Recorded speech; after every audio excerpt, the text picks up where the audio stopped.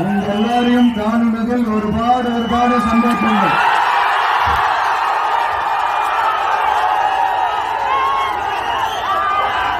இந்த பண்டிகை